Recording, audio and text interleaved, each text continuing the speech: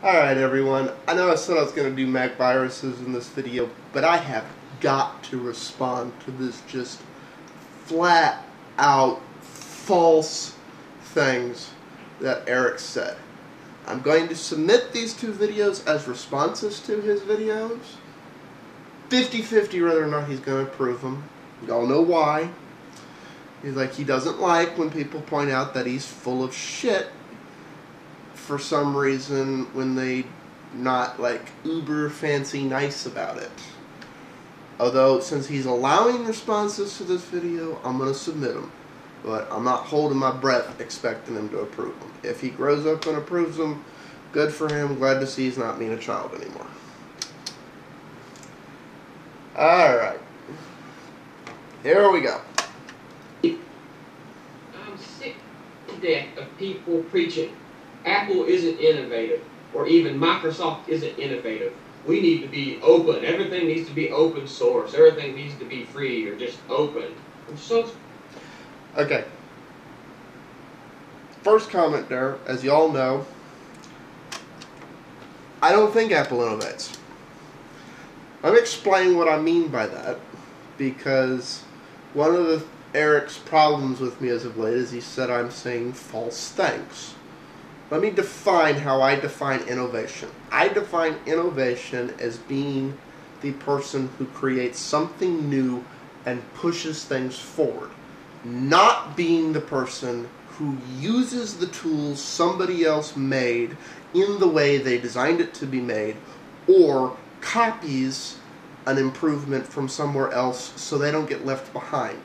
That's not innovation, that's adopting to what's happening and what's going on.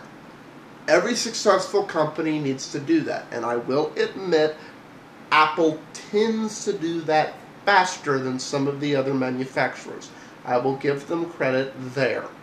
So if that's what he means by innovation, okay, but that's not innovation. That is, oh, there's this new thing. Yeah, sure, we'll use it. That's not innovation.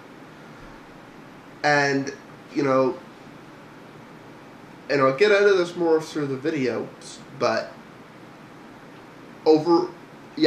Apple made OS X, which, you know, is partly based on open source technology. But that was back in 2000. What have you done for me lately, Apple? Because over the last 9 years, it's been OS X incremental increase, and the incremental increases added to OS X were functionality, UI improvements, or tools that existed elsewhere first. So, how is that innovation?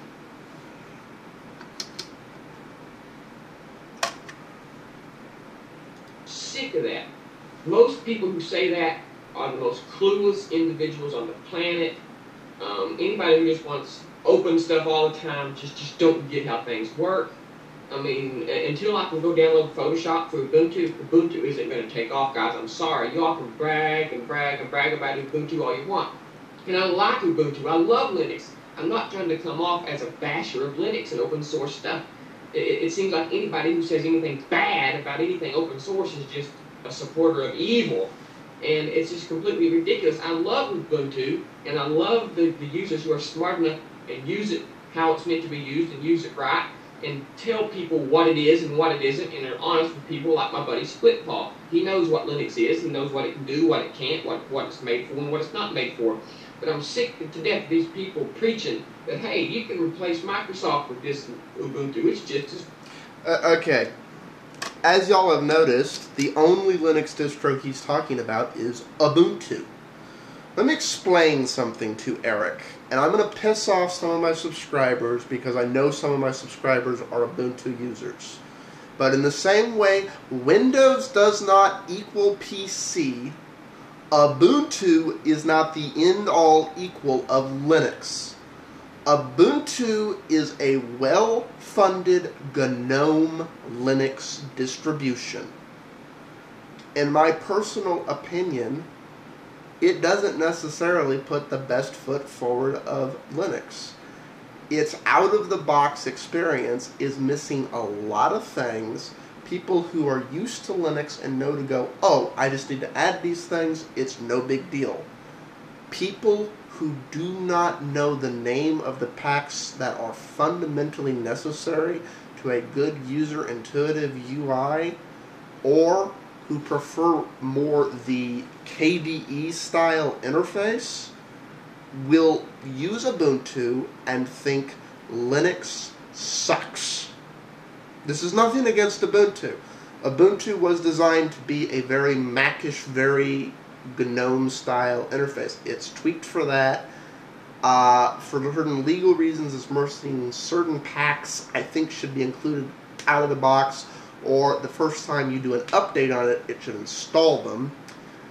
That's a long debate for another time. But when I sit down in front of Ubuntu versus what is a drop-dead simple Linux distribution that is tweaked for a user-friendly GUI experience, I understand why Linux has a negative connotation, because I forget that's the public face Linux. I mean, I honestly wonder if Emeek has ever used a really user-friendly distribution of Linux.